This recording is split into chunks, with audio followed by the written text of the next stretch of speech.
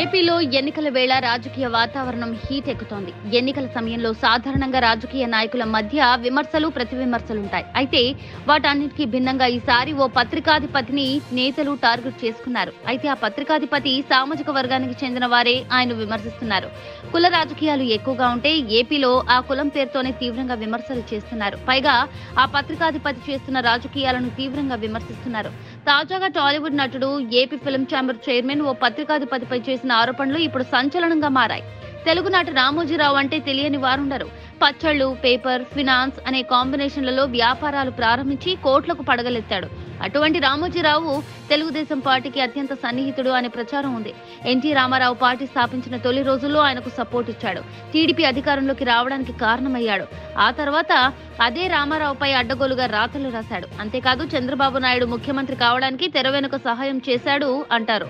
అయితే అలాంటి రామోజీరావు ప్రస్థానం వైఎస్ రాజశేఖర రెడ్డి ముఖ్యమంత్రి అయిన తర్వాత కొద్దిగా మసకబారడం ప్రారంభమైంది. ఆ తర్వాత పరిణామాలతో ఉమ్మడి ఆంధ్రప్రదేశ్ విడిపోయింది. ఏపీలో రెండోసారి ఎన్నికలు జరిగితే వైఎస్ జగన్మోహన్ రెడ్డి ముఖ్యమంత్రి అయ్యారు. గతంలో తనకు జరిగిన పరిణామాలను దృష్టిలో పెట్టుకుని రామోజీ అక్రమాలపై తవ్వకాలు చేపట్టారు. చంద్రబాబు నాయుడు అవినీతిని నిరూపించి జైలుకు పంపించారు. అంతేకాదు రామోజీరావుకి సంబంధించిన మార్గదర్శి ఫైనాన్స్ సంస్థ ఆర్థిక అక్రమాలను బయటపెట్టారు. ఆర్థిక అవకతవకలకు పాల్పడ్డారని ఆరోపిస్తూ సిఐడి అధికారులతో దర్యాప్తు జరిపించారు. ప్రస్తుతం ఆ కేసు కోర్టులో పెండింగ్ లో ఉంది. అయితే జగన్ తన వ్యాపార కార్యకలాపాల మీద దెబ్బ కొట్టారని ఆరోపిస్తూ రామోజీరావు తన పత్రిక ఈనాడులో రాతలు రాయడం మొదలుపెట్టారు. తాజాగా సినీ నటుడు, వైసీపీ నాయకుడు పోసాని కృష్ణమురళి రామోజీరావు మీద తీవ్ర విమర్శలు చేశారు.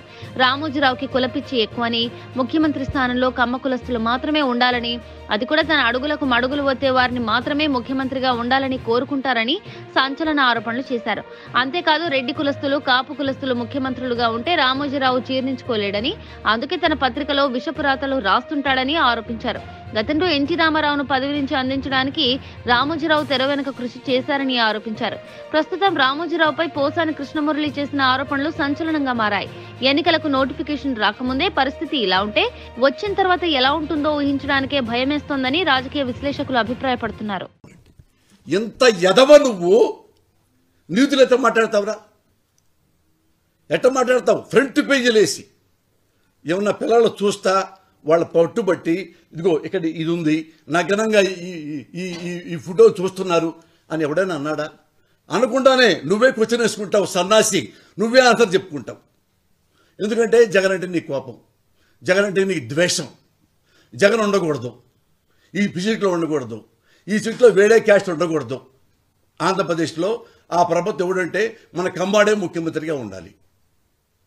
ఏ క్యాస్ట్ ఉండటానికి వీల్లేదు, రెడ్డి ఉండటానికి వీల్లేదు, కాపు ఉండటానికి వీల్లేదు, ఎస్సీ ఎస్టీ బీసీ మైనార్టీ ఎవడదు, కమ్మోడే ఉండాలి ముఖ్యమంత్రిగా. అంత గొలరా నీకు, కమ్మ గొల నీకు. అది నేను కమ్మోడే, నా కర్మగాలి కమ్మాడిలో పుట్టా, అది వేరే మ్యాటరు.